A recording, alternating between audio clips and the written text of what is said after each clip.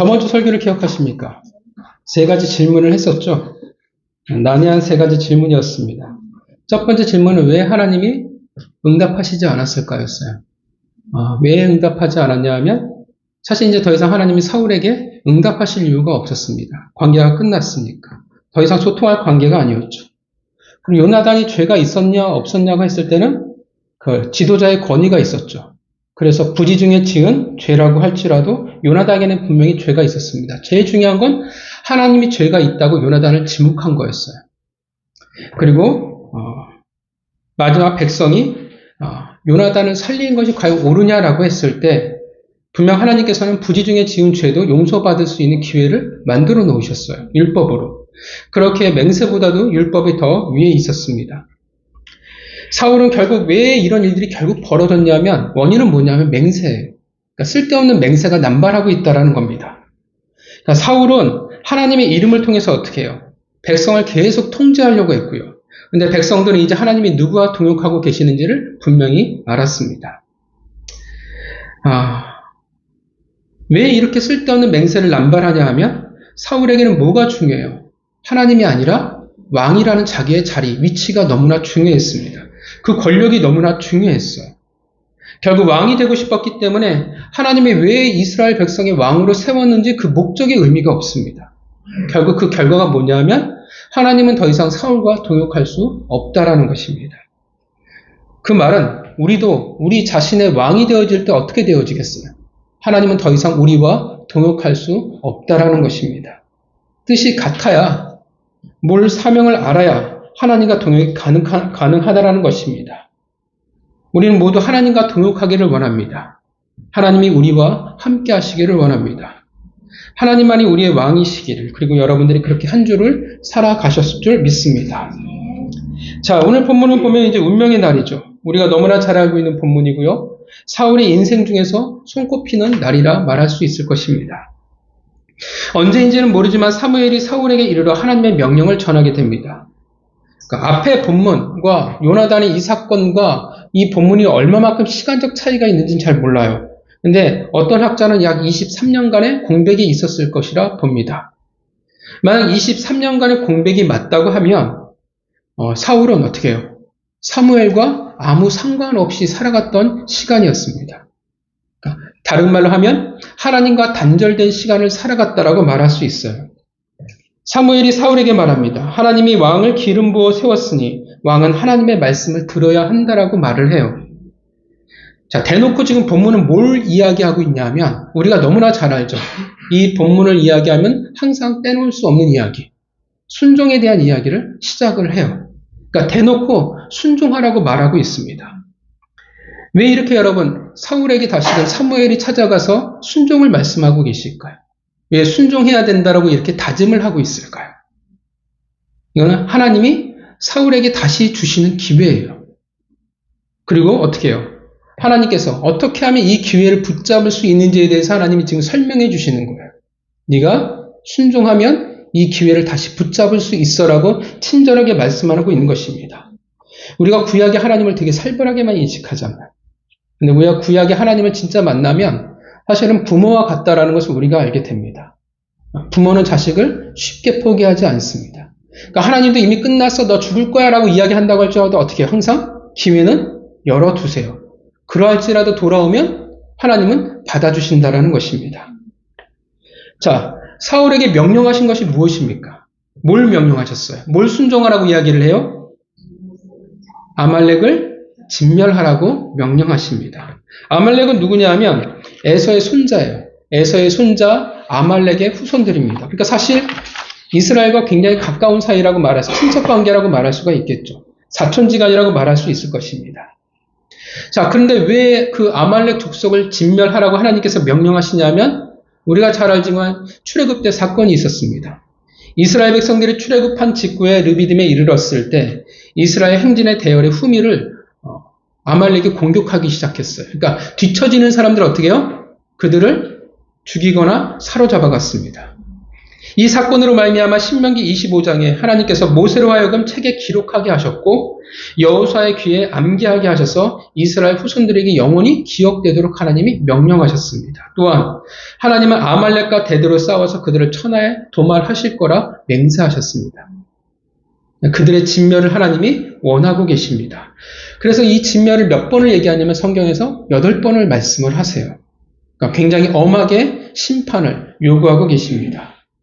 그래서 이제 사울이 백성들을 소집을 합니다. 왜냐하면 이건 진짜 전면전이죠. 아말렉 전체와 싸움이기 때문에 그가 가진 군대의 숫자로는 너무나 부족합니다. 엄청난 숫자가 모이기 시작을 해요. 보병이 몇 마리 모입니까? 20만이 모이고요. 유다에서는 몇 만이 모이냐면 10,000명이 모이기 시작합니다. 엄청난 숫자예요. 21만이라는 숫자, 군대가 모여들었습니다. 그런데 이 숫자를 보면 뭔가 어색해요. 왜 어색한지 아십니까? 여러분 기억하시죠? 이렇게 이스라엘 백성들의 모든 군대가 모였던 사건이 언제가 있었냐면 사울이 왕으로 인정받지 못하던 시절에 암몬 왕 나하스의 공격이 있었습니다. 그때 사울이 어떻게 해요? 이스라엘 전체 소집을 명령을 해요. 근데 사실 사울은 아무 권위와 힘이 없었기 때문에 통할 리가 없었죠. 그래서 하나님이 뭐라고 표현하냐면 이스라엘을 두렵게 하셨어요. 두려움을 주셔서 왕의 소집에 응하게 하십니다. 그게 11장 8절의 내용인데 그때 이스라엘 백성이 몇 만이 모이냐면 30만이 모여요. 그리고 유다는 3만 명이 모입니다. 어떻게 해요? 굉장히 많은 군대가 소집됐는데 오늘도 여전히 많은데 어떻게 해요? 이제 뭐가 보이기 시작하냐면 차이가 보여요. 숫자가 차이가 있다라는 것입니다. 그러니까 뭘 보여주냐면 사울은 끊임없이 어떻게 해요? 이스라엘 백성을 통제하려고 했어요. 근데 그게 뜻대로 되지 않는다라는 우리가 저번 주에 봤잖아요. 말씀을 보면서 이제 사울의 잘못된 그 맹세로 통제로 말미암아 공동체에 어떻게 돼요? 틈이 생기기 시작하는 것을 저희가 봤습니다. 이스라엘이 이제 사울을 따르지 않는 모습들이 보이기 시작을 해요. 더군다나 특히 뭘 보여주냐면 유다 지파. 적어도 저번에는 3만이었잖아요. 근데 이제 10,000명으로 줄어들었어요. 더군다나 지금 이스라엘 백성들이 소집됐던 이 들라임 근방은 유다 지파가 있는 곳입니다. 그러니까 자기가 있는 곳임에도 불구하고 10,000명밖에 모이지 않았다라는 것은 유다 지파와 사울 간에 큰 반목이 생겼다라는 것을 말해줘요. 그리고 이것이 아마도 복선이 되겠죠? 뒤에 유다 지파의 다윗의 등장에 복선이 되어질 것입니다. 자, 이때 근처에 아말렉을 진멸하려고 하는데 아말렉 근처에 누가 살고 있었습니까? 6절에 겐 사람들이었어요. 이 겐 사람들은 누구냐면 출애굽 당시를 또 똑같이 거슬러 올라가요. 모세가 이스라엘 백성들을 출애굽시킨 후에 도움을 받았어요. 장인 르우벤의 도움을 받았고요. 그리고 특히나 모세는 처남이었던 호밥에게 부탁을 했어요. 뭘 부탁했냐면 광야라는 그 거친 환경의 길 안내를 부탁을 했습니다. 그래서 그 족속들이 이스라엘로 들어와서 같이 살게 되었어요. 출애굽기 18장의 내용입니다. 그들이 겐 사람들입니다. 재밌는 거예요. 똑같은 출애굽 상황이었어요. 똑같은 출애굽 상황이었는데 한쪽은 심판을 말하고 한쪽은 은혜를 말합니다. 하나님의 백성을 괴롭힌 이들에게는 심판을, 하나님의 백성에 선대했던 이들에게는 하나님이 은혜를 베풀고 계신다라는 것입니다. 우리가 잘 알고 있는 하나님의 작은 자들, 하나님의 소자를 대적한 자와 대접한 자의 차이가 보이는 거예요. 마태복음 10장에 유명한 말씀이 있죠. 이 소자 중 하나에게 냉수 한 그릇이라도 주는 자는 내가 진실로 너에게 이르노니 그 사람이 결탄코 상을 잃지 아니하노라. 무엇을 보여주시냐면 하나님은 기억하신다라는 겁니다. 오늘의 그리고 나의 삶이 하나님의 사람들을 하나님이 어떻게 대하느냐를 하나님이 지금 보고 계시고 기억하신다라는 의미예요. 그리고 언젠가 어떻게 해요? 그것이 반드시 내 때가 아닐지라도 언젠가는 하나님이 그것을 축복으로 기억하신다라는 것을 우리가 기억할 수 있었으면 좋겠습니다. 자, 사울은 7절에 하나님의 명령에 따라 아말렉 족속이 거하고 있던 지역을 초토화시켜버립니다. 완벽한 승리예요. 그러니까 사울이 무능한 왕은 아니라는 사실을 우리가 알 수 있습니다. 사울의 인생에 남을 만할 대승이었고 그래서 그는 기념비를 세우게 됩니다. 근데 8절과 9절을 보면 하나님은 기뻐하실 수가 없었어요. 왜냐하면 아말렉의 아각을 그가 사로잡았기 때문에 그렇습니다. 여기에서 아각은 사람의 이름이 아니에요. 아말렉에서 왕을 호칭하는 이름입니다. 그러니까 이 똑같은 게 뭐냐면 애굽에서 바로가 사람 이름이 아니잖아요. 왕을 호칭하는 똑같은 것처럼 이 아말렉의 왕은 아각이라고 불리웠습니다. 또한 어떤 죄를 지었냐면 사울과 백성이 양과 소의 가장 좋은 것, 기름진 것, 어린 양과 모든 좋은 것을 남기고 그 나머지를 진멸하였다는 겁니다. 남기다의 원어가 어떤 뜻을 가지고 있냐면 긍휼히 여기다, 용서하다의 의미를 가지고 있어요. 그러니까 이 말은 그대로 하면 어떤 의미가 되어지냐면 원어 그대로 풀면 사울은 아말렉을 용서했다라는 표현이 되어져요. 하나님은 어떻게 해요? 용서하길 원하지 않으셨어요. 근데 사울은 용서해버리고 말았습니다. 그래서 어떻게 되어지냐면 사울이 대신 용서받을 수 없게 되어진 것입니다. 사무엘은 아무것도 모르고 있었지만 하나님이 그에게 말씀하시죠. 11절에 뭐라고 말씀하십니까? 같이 읽어볼까요? 11절 읽겠습니다. 시작. 내가 사울을 왕으로 세운 것을 후회하노니 그가 돌이켜서 나를 따르지 아니하며 내 명령을 행하지 아니하였음이니라. 사무엘이 근심하여 오는 밤을 여호와께 부르짖으니라. 11절에 내가 사울을 왕으로 세운 것을 후회한다라는 말은 사실 말도 안 되는 표현입니다. 왜냐하면 분명히 성경은 뭐라고 말하냐면 하나님은 시건치 아니하시고 후회가 없으시다고 분명 말씀하셨기 때문에 그래요.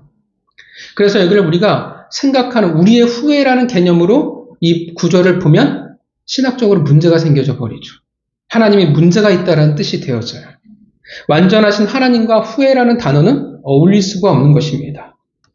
이 표현은 우리가 종종 말씀드리지만 신인 동용론적이라는 표현이에요. 그러니까 하나님이 인간의 그런 감정이나 인간의 모습 이런 것들을 통해서 하나님의 뜻을 우리에게 말씀해 주신다라는 것입니다. 그냥 우리가 말하는 후회라는 개념이 아니라 사울의 죄가 그만큼 크다라는 것을 강조하고 있는 것이고 사울을 심판해야만 하는 하나님의 안타까움을 지금 표현해 주는 거예요. 그런 문학적인 표현이라고 여러분이 보시면 되고요. 그리고 사무엘이 근심하여 온 밤을 하나님께 부르짖습니다. 중보를 하는 거죠. 그리고 아침 일찍 일어나 사울을 만나러 갑니다. 어떤 사람이 사무엘에게 말해주죠. 사울이 갈멜에 이르러 자기를 위하여 기념비를 세우고 길갈로 갔다라는 것을 말해줍니다. 여기에서 갈멜은 우리가 아는 갈멜산을 말하는 것은 아닙니다. 사울이 얼마나 변했는지를 지금 하나님이 굳이 한 사람을 통해서 우리에게 고발해주고 있는 것입니다. 13절 드디어 사무엘이 사울을 만나죠.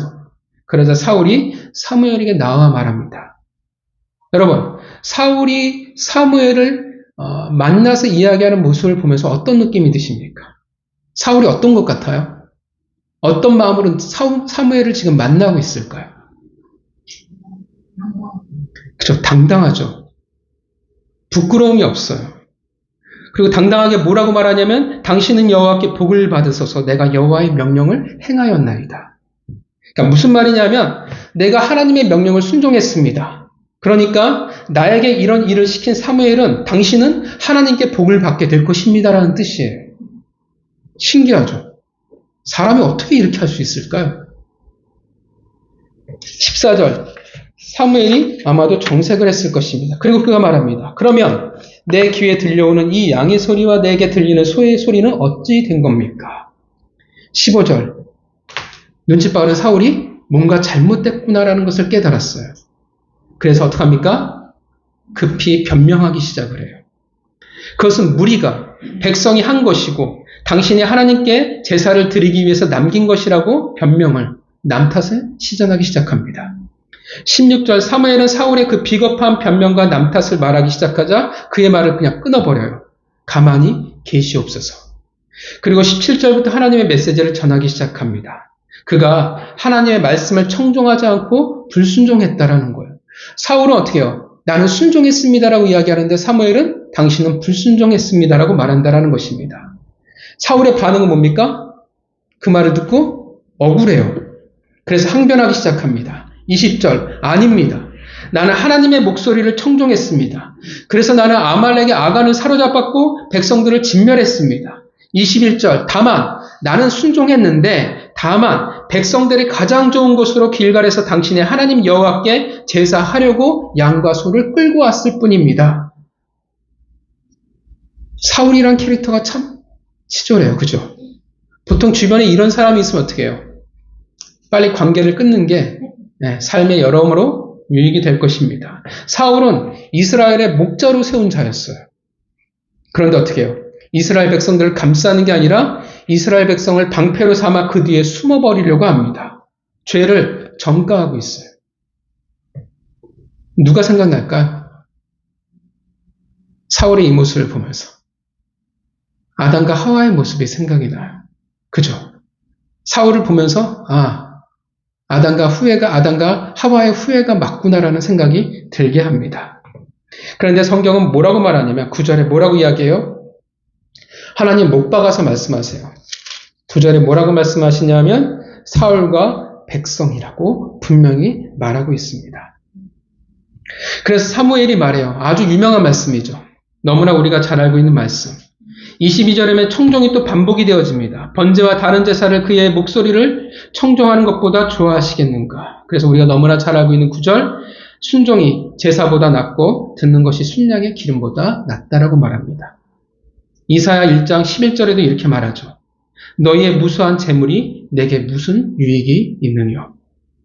그리고 23절에 불순종에 대해서 말씀하세요. 불순종이란 과연 무엇이냐라고 정의를 내리세요. 불순종은 거역하는 것이고 완고한 것입니다. 근데 그것은 결국 뭐냐면 점치는 죄와 사신 우상에 절하는 죄와 같다라는 거예요. 그러니까 결국 뭘 말하냐면 불순종은 뭐와 같다라고 말하는 거예요. 불순종은 우상 숭배하는 거와 같은 거야라고 하나님께서 못 박아 버리세요. 그러니까 우리가 생각하는 불순종보다 어떻게 해요? 그 무게보다 하나님은 훨씬 더 크게 보고 있다라는 것입니다. 그리고 이제 사울에게 선언해 버리십니다. 여호와께서 왕을 버려 왕이 되지 못하게 하셨나이다. 이로써 사울의 왕의 생명은 끝나버립니다. 그래서 이제 누가 등장해요? 16장부터 다윗이 등장하기 시작을 합니다. 자, 그리고 말이죠. 왜 사울이 버림받을 수밖에 없냐 하면 왕이 여호와의 말씀을 버렸기 때문이라고 말합니다. 그 말을 바꿔 말하면 여호와의 말씀을 순종하지 않았기 때문이라 말합니다. 자, 오늘 본문은 우리에게 무엇을 말해줄까요? 일단 사울이 결국 하나님과 함께할 수 없는 이유에 대해서 우리에게 설명해주고 있어요. 그러니까 앞에 우리가 봤지만 13장부터 뭘 계속 설명해 왔냐면 사울은 하나님과 함께할 수 없구나. 왜 그가 사람의 합당한 왕이구나라는 것을 우리에게 설명해 주었어요. 그리고 이제 15장에 이르러서 마지막 선고를 하는 겁니다. 왜 하나님과 함께 할 수 없느냐 하면 본문은 시작부터 끝까지 지금 한결같이 무엇에 대해서 이야기하고 있습니까? 시작을 뭐로 시작했어요? 순종이었어요. 그리고 마지막 뭐를 마무리해요? 순종으로 마무리하고 있어요. 그러니까 15장은 계속 무엇을 말하고 있냐면 대놓고 순종에 대해서 말하고 있다는 것입니다. 사울이 왜 그럴 수밖에 없었냐면 그는 하나님의 말씀을 순종하지 않는 자이기 때문에 하나님과 함께할 수 없다라고 본문은 말하고 있다는 것입니다. 결론이에요. 사울은 불순종하는 자였습니다. 그런데 본문에 보면 사울의 특이한 반응이 있었죠. 이해가 가지 않는 반응이 있었어요. 어떤 반응이 있었냐면 사무엘이 사울을 찾아왔을 때 사울의 반응이었습니다. 13절이었죠. 사울이 사무엘에게 말합니다. 당신은 복을 받으소서. 내가 여호와의 명령을 순종했습니다. 당당해요. 부끄러움이 없어요. 이상하죠. 우리가 보기에 사울은 어떻게 했어요? 너무나 명백하게 불순종을 했어요. 그런데 왜 이렇게 당당할 수 있을까요? 우리가 보기엔 너무나 사울이 잘못했거든요. 불순종했어요. 하나님 말씀하신 명령을 안 지켰어요. 근데 왜 사울은 이렇게 당당할까요?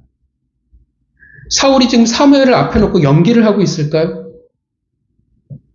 아니면 원래 이 인간은 철판을 얼굴에 깔고 있기 때문에 이렇게 뻔뻔하게 나오고 있는 것일까요? 왜 그럴까요? 원래는 어떤 반응이 나와야 정상이겠습니까? 사무엘을 맞이하러 나와도 뭔가 좀 캥겨야죠. 그죠? 뭔가 주저하는 것도 있고 부끄럽거나 아니면 웬만하면 사무엘을 좀 피하고 싶거나 웬만하면 좀 조용히 있어야 할 것 같은데 사울은 전혀 그렇지 않아요. 왜 그럴까요? 얘는 왜 그럴까요 도대체? 얘가 당당할 수 있는 이유가 뭘까요? 전쟁에서 이겨가지고요. 승리했으니까. 자, 무엇을 보여주고 있냐면 사울은 자기가 진짜 순종했다고 생각하는 거예요. 나는 하나님의 말씀을 지켰다고 생각하고 있어요. 내가 잘했다라고 생각하는 거예요. 그러니까 내가 잘해서 이제 당신 사무엘이 하나님에게 복을 받을 겁니다. 이렇게 당당하게 말하잖아요. 이게 그의 진심이었어요, 지금. 사울은 자기가 진짜 순종했다라고 생각하는 것입니다. 신기하죠? 사울이 왜 자기가 순종했다라고 생각할까요? 아마 여기에서 우리가 생각하는 순종과 불순종의 차이가, 개념의 차이가 있게 될 수도 있습니다. 왜 그렇게 생각해요? 그는 적어도 진짜 아말렉을 진멸했다라고 생각을 해요. 실제 보면 아각을 제외하고는 사울의 말대로 아말렉을 진멸했습니다. 그러니까 뭘 말해주냐면 사울은 최선을 다해서 전쟁을 치렀어요. 그리고 대승을 거두었습니다. 하나님의 영이 임하는 것도 아니었어요.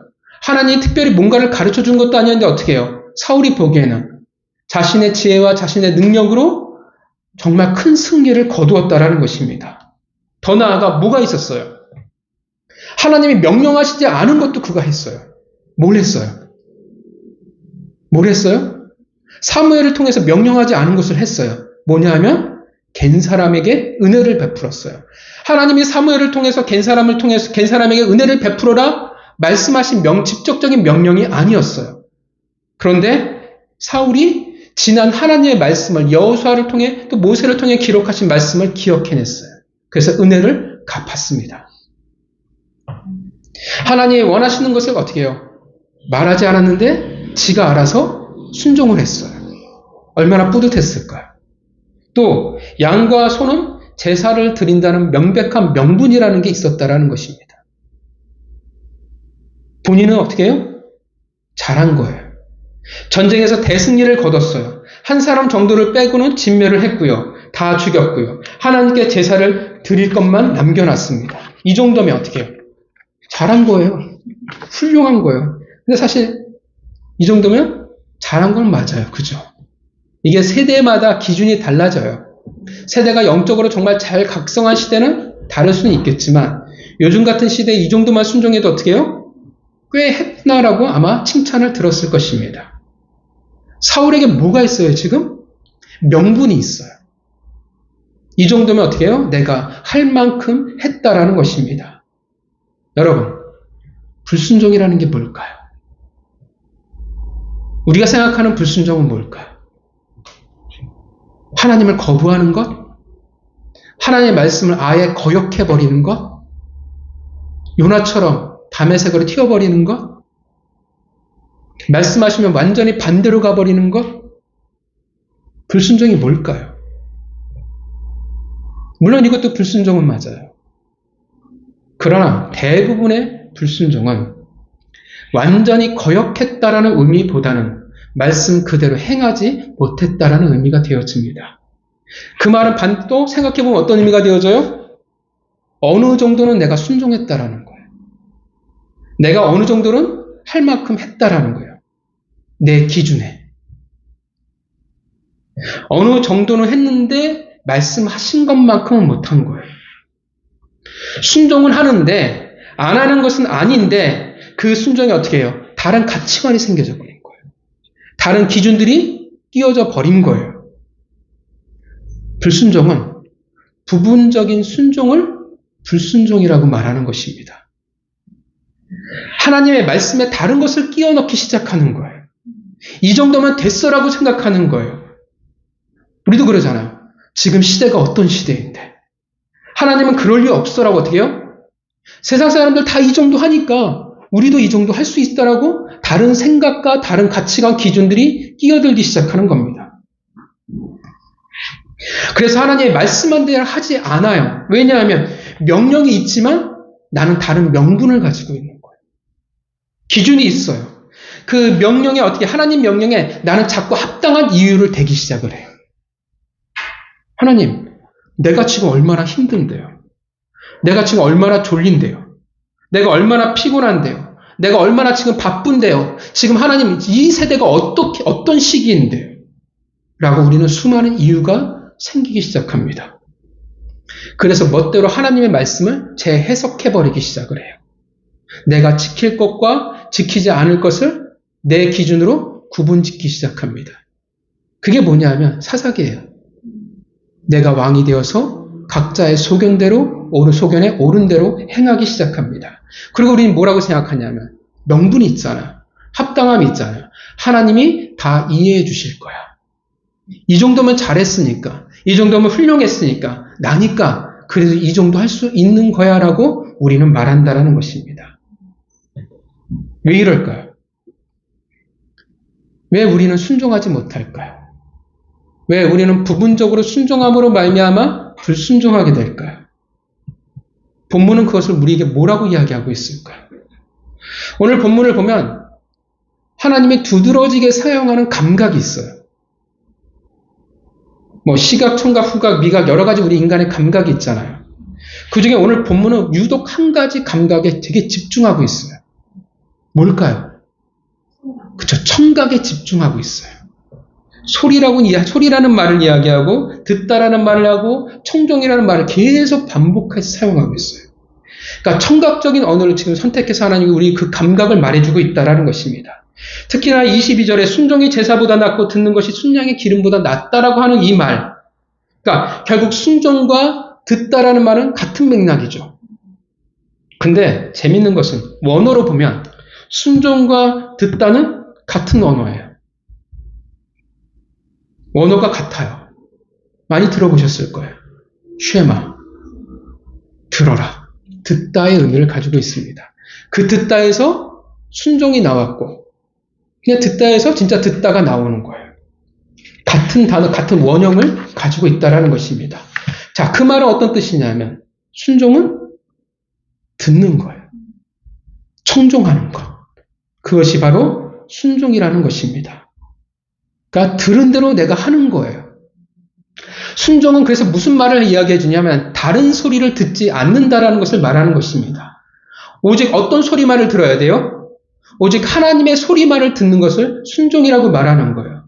거기엔 다른 소리가 있어서는 안 되는 거예요. 사울의 실패가 어디에 있었어요? 사울의 그 부분적인 순종, 그 불순종의 실패가 어디에 있었냐면 하나님의 소리만 들어야 되는데 그게 아니었다라는 거예요.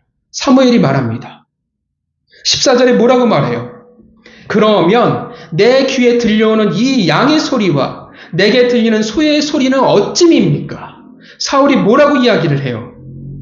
백성이 원해서요. 그 말은 어떻게 돼요? 이런 의미로 사용할 수 있어요. 백성의 소리를 사울이 들은 거예요. 결국 사울의 불순종은 그 부분적인 순종, 그 실패는 무엇을 말하고 있냐면 소리가 가득해요. 사울 안에. 청각적인 부분이 정말 가득해요. 양의 소리도 있고요. 소의 소리도 있어요. 백성의 소리가 사울 안에 가득해요. 그런데 가장 중요한 하나님의 소리가 그에게는 없다라는 것입니다.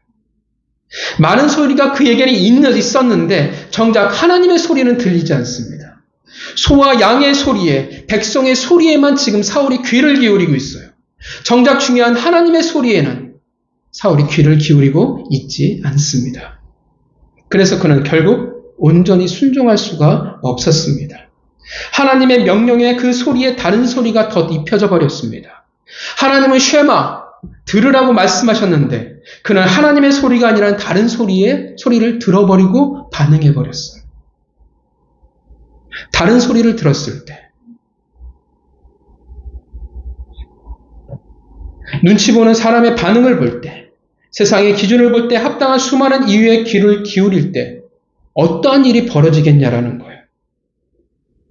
순종을 하지만 일부분만 할 수 있다라는 거. 결국 불순종할 수밖에 없다는 것입니다. 여러분, 불순종이 무서운 건 뭐냐면 안 하는 게 아니에요. 노력하지 않은 게 아니에요. 하나님의 말씀과 명령을 정면으로 거역한 게 아니에요. 그런데 불순종이 되어버렸다라는 것입니다. 하나님의 소리에 다른 소리가 덧입혀졌기 때문에 있는 그대로 순종할 수가 없습니다. 여러분들은 하나님에게 순종하고 계십니까? 불순종하고 계십니까? 여러분, 여러분의 어떤 소리에 귀를 기울이며 살아가고 계십니까? 순종은 우리에게 말해주는 거예요. 어떤 소리에 너희가 귀를 기울이느냐, 너희가 어떤 소리를 들었느냐를 말해주고, 순종은 그것에 대한 반응이라는 거예요. 왜 듣는 것을 이렇게 중요하게 말할까요? 왜 그래요? 왜 듣는 것이 이렇게 중요해요? 그것은 듣는 것이 정말 우리에게 중요하기 때문에 그렇습니다. 로마서 10장 17절 말씀 읽어주셨으면 좋겠습니다. 정원자매님.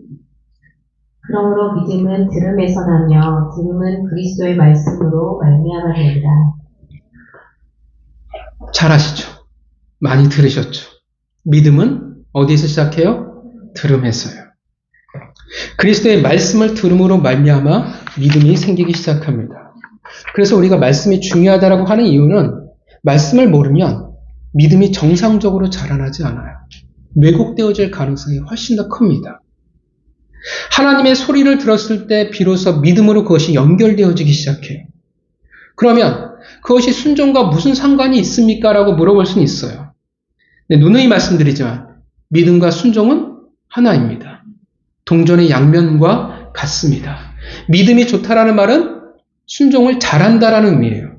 그래서 내가 나는 정말 믿음이 좋아 보이고 예배도 열심히 잘 참석하고 헌금도 잘하는데 봉사도 잘하는데 난 순종을 못하겠어라는 그 말은 사실 믿음은 좋지 않다라는 뜻이 되어집니다.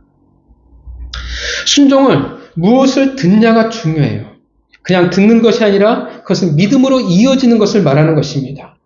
그래서 다른 말로 하면 순종은 무엇을 믿느냐라는 말이 되어집니다. 왜 순종하지 못합니까? 왜 부분적으로 순종하게 불순종에 이르게 됩니까? 사실 뭘 말해주냐면 믿지 못한다라는 겁니다. 무엇을 믿지 못하냐 하면 그리스도의 말씀을, 하나님의 말씀을 사실은 믿지 못해서 내가 불순종한다는 뜻이 되어져요. 내가 믿지 못하니까 뭘 들어요? 그 자리를 대신 다른 소리로 채워넣기 시작하는 것입니다. 내 마음의 소리, 이 세상에 합당한 수많은 변명거리들, 내가 믿는 것이 분명하면 다른 소리가 있을 수 없어요. 내가 분명하면 어떻게 해요? 다른 것이 들리지 않아요. 내가 아버지, 어머니의 명령이 그 말씀이 내게 분명하면, 시킨 것이 분명하면 어떻게 해요? 누가 와서 뭐라고 해도 그것이 들리지 않아요. 흔들리지 않아요. 내가 원하는 양과 소의 소리가 들리기 시작하는데, 내가 정말 중요하게 여기는 세상에 외치는 백성의 소리가 들리기 시작하는데, 내게 수많은 합당한 이유의 그 소리가 있는데 어떻게 하나님의 소리를 듣고 내가 믿을 수 있겠냐라는 것입니다. 그래서 자꾸 순종에 다른 것들이 끼어들기 시작을 해요. 불필요한 것들이 생기기 시작하고 타협하게 되고 적당히 하게 되고 합당한 이유와 명분을 찾기 시작합니다. 그래서 우리의 순종이 실패해버려요.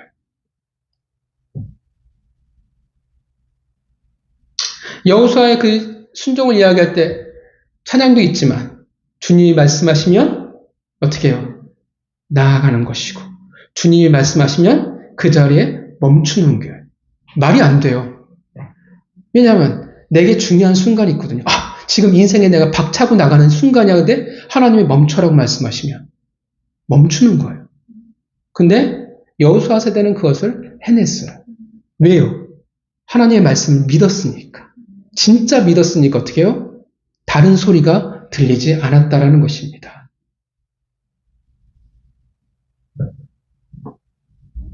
사울의 모습은 사실 말이 안 되지 않습니까? 불순종했는데 당당하게 자신은 순종했다고 착각을 합니다. 그래서 자꾸 변명거리를 찾고 남 탓을 해요. 그런데 그 모습이 사실 우리의 모습이라는 것입니다.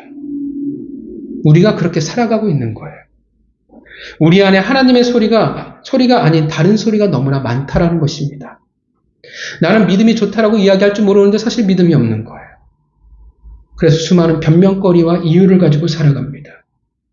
사울은 안타깝게도 하나님이 다시금 기회를 주셨음에도 그래서 그 기회를 잡지 못하고 버림받은 이가 되어버리고 말았습니다. 왜냐하면 불순종은 성경이 뭐라고 말해요? 우상 숭배와 다를 바가 없기 때문이라고 말씀하셨기 때문에 그렇습니다. 우상 숭배 잘 알잖아요. 하나님이 가장 가증히 여기시는 죄입니다. 왜 그가 거역하고 왜 완고했겠습니까? 무엇에 거역하고 무엇에 완고했을까요? 무엇에 그래요? 하나님 말씀을 거역하고 하나님의 말씀에 완고한 거예요. 우리도 그러거든요. 아무리 어떻게 해요? 말씀을 들어도 이게 하나님의 말씀이라는 것을 알아도 원하시는 것을 알아도 우리는 완고히 우리의 마음을 바꾸지 않아요. 우리는 거역해버리거든요. 여러분, 우상숭배를 왜 해요? 내가 하고 싶은 것, 내가 이루고 싶은 것, 내가 기준이 되어지는 것을 말하기에 우상숭배라 말한다라는 것입니다. 삶의 방향이 하나님과 달라요. 다른 믿음을 가지고 내가 살아간다라는 의미가 되어집니다.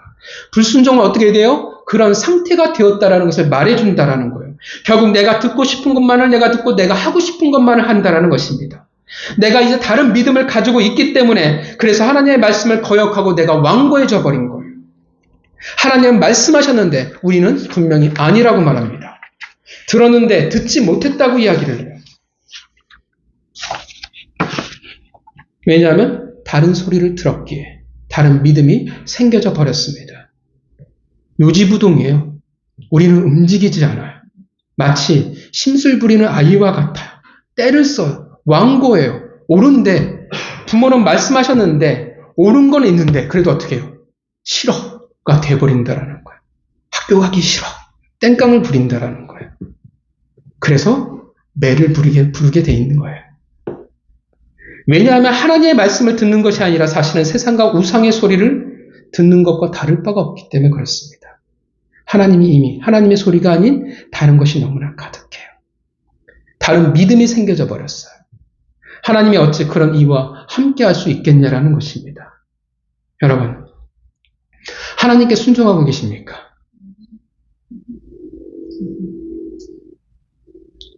소심해지죠, 우리는. 항상 이런 질문에 우리는 소심해집니다. 하나님이 순종하라고 하면 그 거룩한 부담을 주시면 단지 우리를 힘들게 하고 하나님의 일을 뭔가 해놓기 위해서 우리를 시키는 게 아니에요. 그것이 우리에게 유익이 되기 때문에 우리에게 순종을 요구하시는 겁니다. 믿으십니까? 사울이 불순종하여 아말렉을 결국 진멸하지 못했어요. 그 결과가 어떤 결과가 되어질까요? 당장은 사울이 버림을 받게 됐죠. 그런데 불순종은 당장 눈앞에 있는 것으로 끝나지 않아요. 또 어떤 일이 벌어질까요? 또 다른 결과가 이루어지게 됩니다. 아주 먼 훗날 우리가 너무나 잘 알고 있는 에스더 3장 1절에 이렇게 말합니다. 그 후에 아하수에르 왕이 아각 사람 함무다다의 아들 하만의 지위를 높이 올려 함께 있는 모든 대신 위에 두니. 무슨 내용인지 아시죠? 에스더가 어떤 내용인지 아시죠? 에스더 왕후. 에스더가 왕후가 되었을 때 이스라엘 전체에 큰 위기가 찾아옵니다. 사실은 이스라엘이 아니라 유다 백성들이었죠. 페르시아로 끌려간 이스라엘 사람들이 모두 다 진멸당할 위기에 처해버립니다. 그때 했던 에스더의 고백이 유명하잖아요. 죽으면 죽으리라. 이때 이스라엘 백성들을 죽이려고 했던 사람이 있었습니다. 바로 그 유명한 하만이었어요. 왕의 다음 자리에 가는 사람이었습니다. 그런데 그를 설명할 때 뭐라고 얘기해요? 아각 사람이라고 표현을 해요. 바로 그는 누구의 후손입니까? 아말렉의 후손이었어요. 순종하지 못했을 때, 우리가 마땅히 진멸해야 될 것을 진멸하지 못했을 때, 그것은 여러분의 세대만이 아니라 먼 훗날의 세대까지의 문제가 되어진다라는 것입니다. 쓴뿌리가 되어지는 거예요. 여러분, 여러분에게 하나님이 순종하라고 할 때, 그 거룩한 부담을 주실 때, 진멸하라고 할 때 순종하시고 진멸하시기를 바랍니다. 왜냐하면 그것이 나만이 아니라 나의 영적인 후배들에게 혹은 내 자녀에게, 내 후손들에게 그 쓴뿌리가 유산으로 남을 수 있다는 사실을 여러분 기억하시기를 바랍니다. 여러분, 혹시 이 정도면이라고 여러분 생각하시지는 않으십니까? 이 정도면, 나 정도면 훌륭하다라고 생각하고 계시지는 않으십니까? 부분적인 순종으로 여러분 만족하다라고 여러분 생각하고 계시지는 않습니까? 그래서 사울처럼 하나님 앞에서 당당하시고 계시진 않습니까? 물론 우리는 완벽할 수 없어요. 순종을 잘하십니까? 라고 얘기하면 우리는 소심할 수밖에 없어요. 하나님의 소리만을 듣고 하나님의 기준대로 말씀대로 살아가십시오라고 하지만 현실은 우리에게 쉽지 않습니다. 저도 알아요. 하나님이 모르시겠습니까? 우리는 순종하고자 하지만 하나님의 소리만을 듣고자 하지만 잘 안 되는 존재예요. 정말 사도 바울의 고백처럼 마음은 원이로되 육신은 약하도다가 절로 우리 입술 가운데 흘러나오게 됩니다. 애쓰지만 잘 안 되는 것도 사실이고 현실이에요. 그래요. 현실은 그래요. 근데 여러분, 적어도 사울처럼 당당해지지는 마시기 바랍니다. 뻔뻔해지지는 마세요. 사울처럼 쓸데없는 변명을 여러분 늘어놓지 마세요. 남 탓하지 마세요. 우리는 연약해요. 그래서 불순종해요. 그런데 하나님이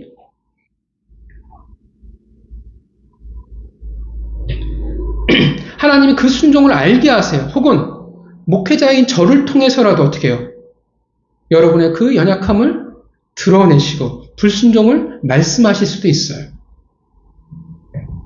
저를 통해서 하나님이 그렇게 일하시면 여러분 어떻게 반응하시겠습니까? 니까짓 교회가 여기만 교회냐? 그죠? 근데 사실 이게 대부분 요즘의 반응이에요. 그래서 누이 말씀드리지만 그 교회가 살아있다 없다 증거 중에 하나가 7이에요. 성도들을 정말 치리할 수 있냐 없냐, 그 교회가 살아있냐 없냐의 숫자가 아니라 생명력이 있냐 없냐의 증거 중에 하나로 봐요. 근데 대부분 요즘의 교회는 7위를 상실해버립니다. 왜냐하면 떠나버리기 때문에 그래요. 여러분, 하나님이 저를 통해서 여러분들을 그렇게 터뜨렸어요. 나는 순종 잘한다고 했는데 아니라고 하나님 알게 하셨어요. 저에게 어떻게 하시겠습니까? 저를 붙들고 멱살을 잡으시겠습니까? 어떻게 하시겠어요? 어떠실 것 같아요? 아니 요즘 세상에 이 정도면 잘하는데 네가 뭔데 나한테 뭐라고 하겠냐라고 따지시겠습니까? 이 세상에서 말씀을 가지고 어떻게 내가 순종하며 살아가라고 말씀을 말씀이라고 이야기하시겠습니까? 당당하시겠습니까? 뻔뻔하시겠습니까? 아니면 수많은 변명거리를 늘어놓으시겠습니까? 그러면 우리가 사울과 다를 바가 뭐가 있겠습니까? 여러분, 사울처럼 되길 원하십니까? 아니잖아요. 어느 누구도 사울처럼 되길 원하는 사람은 없어요. 제가 가서 신방하면서 이 집안은 사울처럼 되길 원합니다 라고 제가 하면 좋으시겠습니까? 열받죠. 그죠? 사울이 어떻게 반응했으면 하나님이 버리시지 않았을까요? 잘못했어요. 불순종했어요. 그러함에도 불구하고 사울이 어떻게 반응했으면 하나님이 그것을 받아들이셨을까요? 사무엘이 지적했을 때 내 귀에 양과 소의 소리에 그 양과 소의 소리가 어찌 미니오라고 이야기했을 때 사울이 어떻게 했어야 됐을까요? 최소한 내가 잘못했구나 깨닫고 최소한 애통해야 하고 최소한 부끄러워할 수 있었다면 그리고 다시금 사무엘 앞에 그가 무릎을 꿇을 수 있었다면 어떻게 생각하십니까? 불순종했지만 하나님이 사울을 버리셨을까요? 안 버리셨을까요?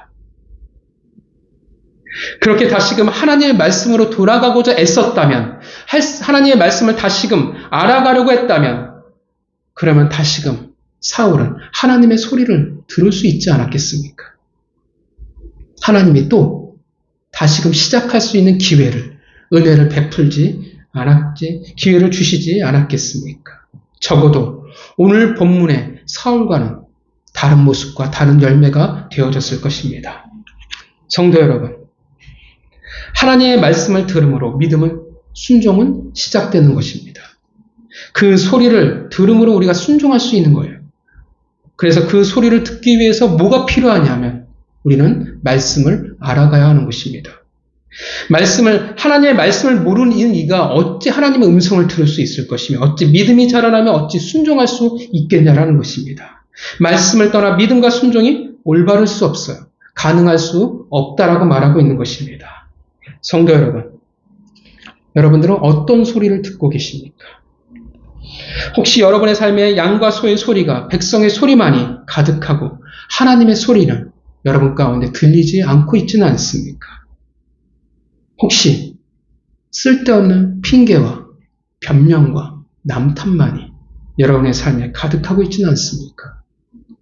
여러분의 순종이 부분적인 순종으로 끝나버리는 말미암아 불순종이 이루고 있지는 않습니까? 성도 여러분, 말씀으로 돌아가시기를 바랍니다. 애통해하며 오직 하나님만의 소리만을 여러분들이 들으시기를.